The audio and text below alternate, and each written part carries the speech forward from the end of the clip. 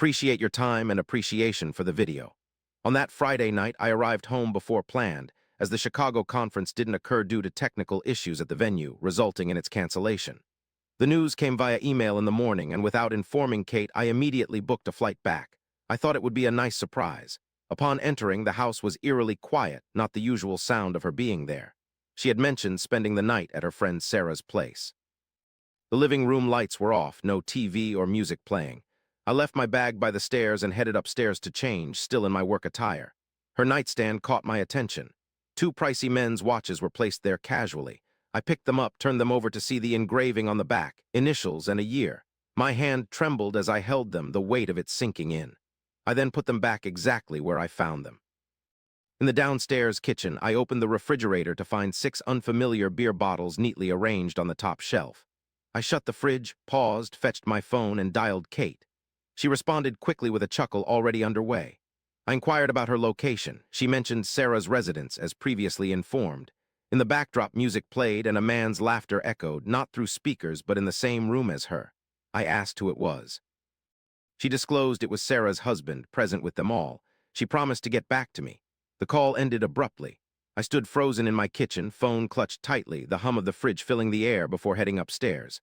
I retraced my steps down the corridor and into my home office, a cramped room housing only a desk and a chair. I left the door ajar slightly, enough to see the hallway, extinguished the light, and took my seat. The house remained silent but no longer felt vacant.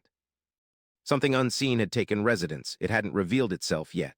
At 10:45, headlights shone on the front windows. A car slowed, turned, and pulled onto the driveway, not ours. The engine died. Doors creaked open. I remained motionless.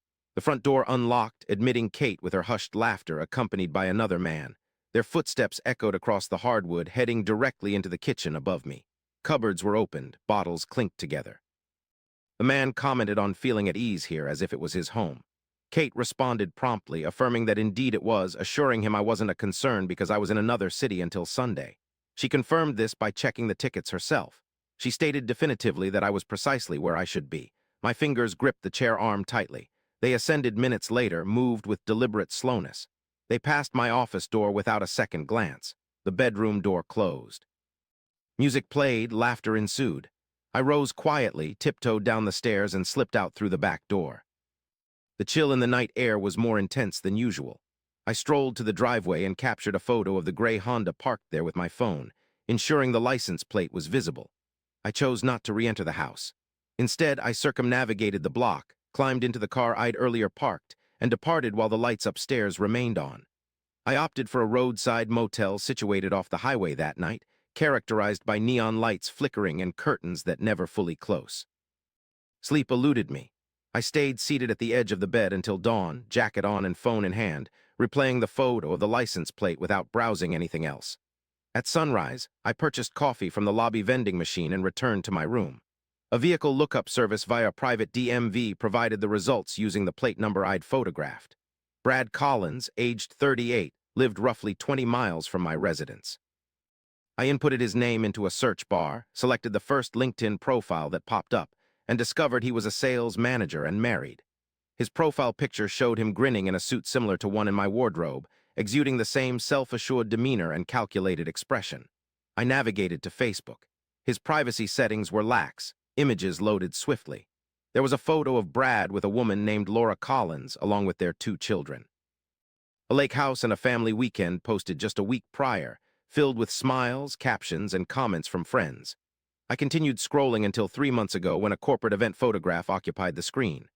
Brad stood close to a group holding beverages.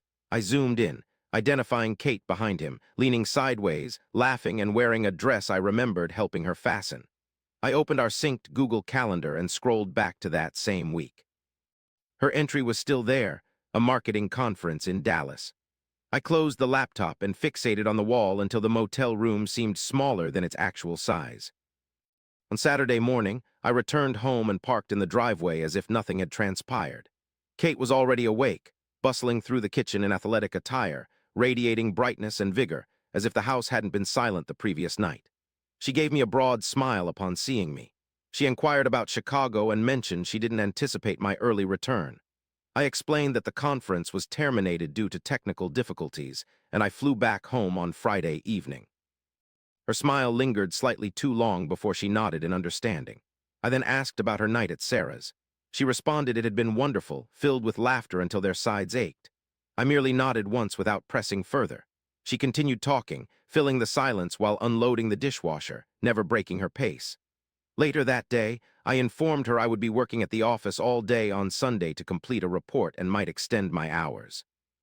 She accepted it silently, returning to her phone without a second thought. Her thumbs moved swiftly, her gaze fixed. I ventured into the garage, found an antiquated container up on a shelf. Inside lay my past iPhone, dormant and unnoticed. I activated it and patiently waited while it sprang to life. Upon illumination of the screen, I entered her iCloud credentials.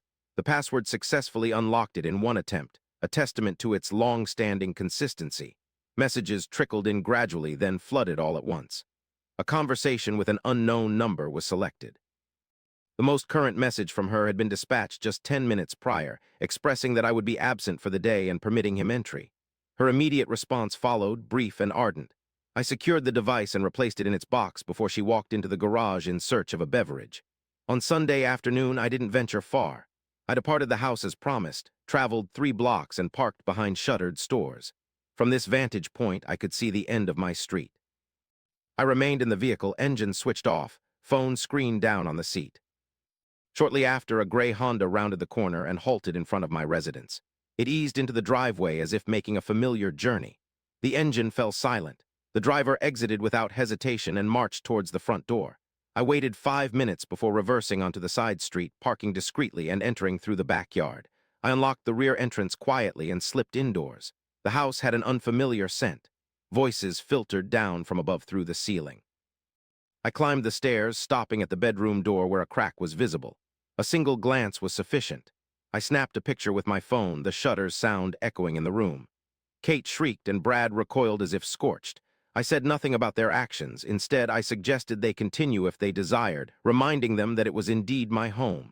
Then I descended the stairs, stepped outside, and climbed into my vehicle. I departed without glancing back as my phone pulsated on the passenger seat. I continued driving until the city became less dense and the highway lights grew scant, then stopped at a motel close to town's edge. I parked awkwardly, let the engine run for a brief moment, then turned it off. My phone persistently vibrated on the seat. I declined to examine it. An hour elapsed, followed by another.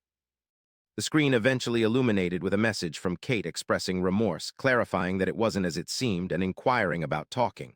I chose not to respond. I secured a room on the ground floor, entered, and closed the door behind me. Towards the end of the night, headlights glared upon the curtains. A vehicle stopped outside my room. Knuckles pounded on the door forcefully and irregularly. I opened it before I could speak, and Kate walked in. Her eyes were bloodshot. Her speech was rapid. She apologized uninterruptedly, admitted that feelings of loneliness had accumulated, confessed to feeling abandoned even when I was present due to my work commitments. Listened attentively without interjecting, posed a query. Duration, affirmed 3 months, demonstrated no pause or softening, simply stated, inquired if it began at the Dallas conference, nodded affirmatively once, revealed knowledge of his marital status and children. Her countenance altered unexpectedly. No further dialogue ensued. Stepped aside, opened door. She remained momentarily, exited without utterance. Locked the door, seated on bed's edge as motel returned to silence. Remained in motel for 2 additional days. Checked out and rechecked into a new room. Paid in cash, avoided television. Placed phone on table, screen up unmoving. Made no calls, refrained from returning home. On the second night, activated laptop and accessed Facebook. Profile of Brad Collins remained public, unaltered. Same images, same comments displayed. I navigated to his wife's profile from a tagged photo. It displayed Laura Collins, beaming with her children, posing in front of a lake. Recent posts. Mundane captions, nothing suggesting trouble. I navigated to LinkedIn, searched for her name, and her profile appeared promptly. Marketing firm, public page, work email provided under contact details. I opened a new browser window and created a temporary email address without any personal information or history. I copied Laura's work email and pasted it into a fresh message. I kept the content succinct. I informed her that she was unacquainted with me. I disclosed that her husband had been romantically involved with my wife for the past 3 months. I stated that I had evidence. I expressed my regret for being the one to inform her, but she deserved to know. I attached the photograph I'd taken in my bedroom. I read it once before hitting send. The delivery confirmation appeared on the screen. Message sent. I closed the laptop, stowed it away, and reclined on the bed as a truck passed outside and the motel sign hummed through the wall.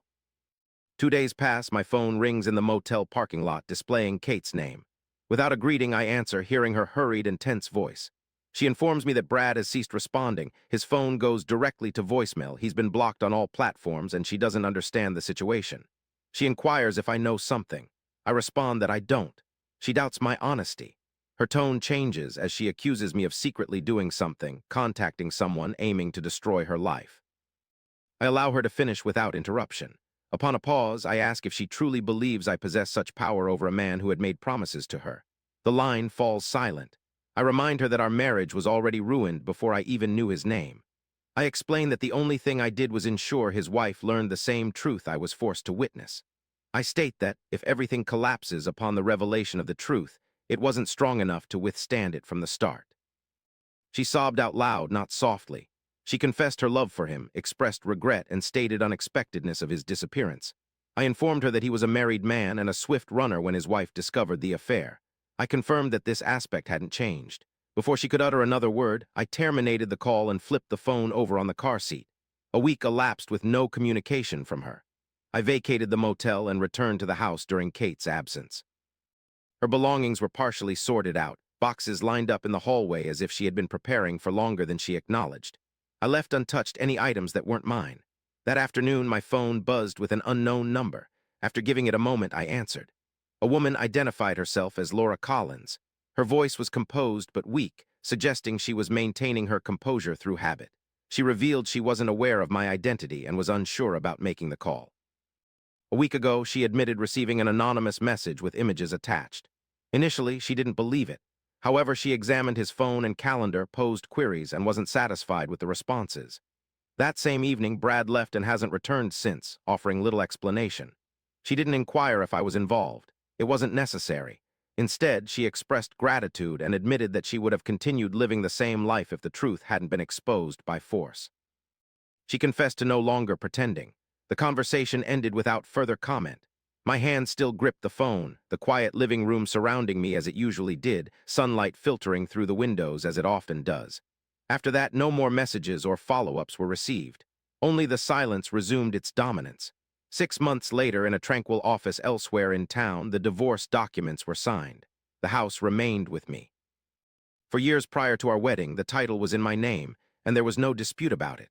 That week, Kate gathered the rest of her belongings and left without asking for my return schedule. That evening, I sat alone in the dimly lit living room, on the same couch, surrounded by familiar walls, engulfed in the prolonged silence that had existed before everything fell apart. My phone vibrated on the coffee table, displaying a message from Kate. She claimed I hadn't merely damaged us. Instead, I had intruded upon someone else's life. She expressed hope that I was satisfied with my actions. I read it once, then again, without moving or typing quickly. In response, I only replied once, asserting that I hadn't broken his family. He did so himself. I merely spoke the truth aloud. Her message was delivered, but no reply followed. I navigated to her contact in my settings, blocked the number, and watched as the screen went blank. Outside, a car drove past on the street, while nearby, a door creaked shut. I remained in place, my phone screen down on the table, the house tranquil once more, vacant in a manner that didn't seem transient. Nothing else arrived that evening. No calls, no excuses, just the space, the quietude, and reality remaining precisely in its proper position. Thanks for sticking around till the end. I'd love to hear your thoughts on this tale. Share them below in the comments. Subscribe. Additional authentic and concealed stories are on their way soon.